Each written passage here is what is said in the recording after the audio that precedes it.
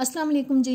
Welcome to my YouTube channel cooking with Siya Rizwan. आज बहुत ज़बरदस्त सी मटन शोरबा की रेसिपी लेके आई हूँ, जो कि मुझे पूरा यकीन है कि इंशाल्लाह ताला एक दफ़ा आप इस तरीके से बना लेंगे तो हमेशा इसी तरीके से बनाना चाहेंगे। तो जल्दी से चैनल पे नए हैं तो प्लीज़ सब्सक्राइब करें। वीडियो अच्छी लगे तो लाइक और शेयर भी कीजिएगा। तो आइए बिस्मिल्लाह करते हैं। सबसे पहले जी पैन के अंदर डालेंगे हम आधा कप कुकिंग ऑयल और साथ ही इसमें कुछ खड़े मसाले हम डालेंगे, जिसमें मैं ले रही हूँ 2 टुकड़े दालचीनी के, 2 मोटी वाली इलायची, 4-5 साबुत लौंग और 8 से 10 अदद तकरीबन मैंने साबुत वाली काली मिर्चें ले ली हैं। और मसालों को ऑयल में डालने के बाद अब हम इनको थोड़ी देर के लिए तकरीबन 1-8 मिनट के लिए हिलाते हुए कड़कड़ा लेंगे थोड़ा सा। और अब डाल देंगे जी हम इसके अंदर प्याज, जो कि मैंने दरमियाने साइज़ के 2 ले लिए थे, उनको नॉर्मल मैंने स्लाइसिस में ही काटा है। और प्याज डालने के बाद अब हिलाते हुए हम इसको पकाएंगे दरमियानी आंच पे जब तक कि इसके अंदर मीडियम ब्राउन सा कलर आ जाए। बहुत ज़्यादा डार्क कलर नहीं लेके आना, बस थोड़ा सा ब्राउन कलर आना शुरू होगा तो फिर हम नेक्स्ट स्टेप करेंगे। और देखें प्याज ने अपना कलर चेंज करना शुरू कर दिया है, बस थोड़ा सा हम इसको और पकाएंगे जी। ऐसा ही कलर हमें चाहिए था जो इसके अंदर आ चुका है। अब मैं इसके अंदर डाल रही हूँ जी 2 टेबलस्पून अदरक और लहसुन।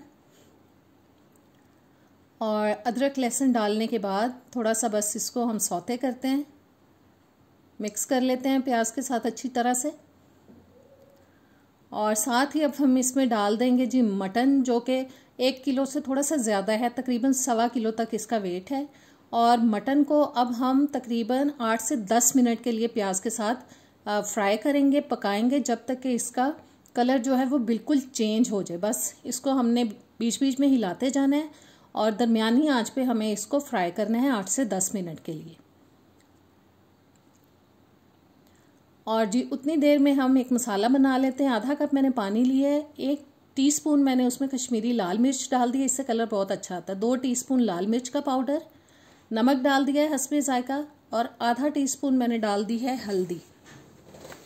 बस अच्छी तरह से हम इन मसालों को मिक्स कर लेंगे और मिक्स करने के बाद इनको रख लेंगे एक साइड पे। और जी गोश्त का कलर देखें बिल्कुल चेंज हो चुका है, तकरीबन 8-10 मिनट के लिए मैंने इसको फ्राई किया है। अब जो मसाले हमने पानी में शामिल किए थे वो मैंने इसके अंदर डाल दिए और 3-4 मिनट के लिए हम मसालों को भी पका लेंगे गोश्त के साथ। बस अच्छी तरह से मिक्स करेंगे और मसाले देखें सारी बोटियों पे लग चुके हैं अच्छी तरह से। और 3-4 मिनट मैंने इनको पकाया है। अब मैं डाल रही हूँ इसके अंदर 2 टमाटरों की प्यूरी, थोड़ा सा पानी डाल के मैंने इसको पीस लिया था टमाटरों को ब्लेंडर में डाल के। और साथ ही डाल देंगे आधा कप दही। अच्छी तरह से मिक्स करेंगे और अब इसको हम तब तक पकाएंगे जब तक कि टमाटर का और दही का पानी अच्छी तरह से खुश्क हो जाए। बीच बीच में इसको हिलाते जाएंगे ताकि नीचे लगे ना। और बस जी इसे हमें पकाना है जब तक कि ये पानी बिल्कुल ड्राई हो जाए। पानी बिल्कुल ड्राई हो चुका है और एक दफ़ा हिलाएंगे इसको। और अब डालेंगे जी इसके अंदर हम पानी इतना डालेंगे जिसके अंदर गोश्त जो है वो अच्छी तरह से गल जाए। और तकरीबन 4-5 कप तक मैंने पानी ले लिया था। गर्म पानी मैंने डाला है, ठंडा नहीं डाला। उससे गोश्त ठंडा डालने से ये भी हो सकता है कि शायद गले ना, गर्म डालेंगे तो बिल्कुल अच्छा गल जाएगा। ढककर इसको हम पका लेंगे।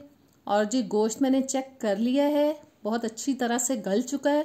और अब मैं डाल रही हूँ इसके अंदर 1 टीस्पून तक ज़ीरा पाउडर, 1 टीस्पून सूखा धनिया पाउडर, आधा टीस्पून मैं डाल रही हूँ इसके अंदर जायफल और जावित्री का पाउडर।